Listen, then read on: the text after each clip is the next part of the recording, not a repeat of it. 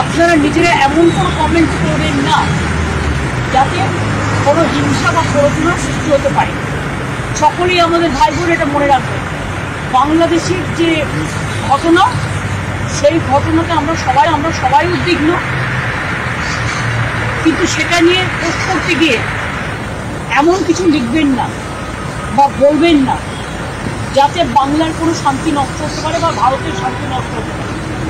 এটা আমি সবাইকে বলবো, ইনক্লুডিং দ্য বিজেপি লিডার্স, কারণ তারা অলরেডি কিছু পোস্ট করছে যে পোস্টগুলো করা উচিত না বলে আমি মনে করি।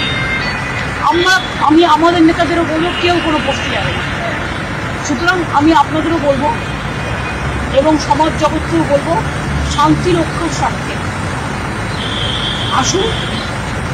ইন্ডিয়া একটা কান্ট্রি, বাংলাদেশও একটা কান্ট্রি, কিন্তু পাশের যদি রাজ্যে কিছু হয়, আমার প্রতিবেশীর কিছু হয়, তার একটা প্রভাব পাশের রাজ্যে পড়ে।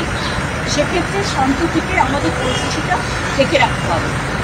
সব সন্তানরা যেন ভালো থাকে।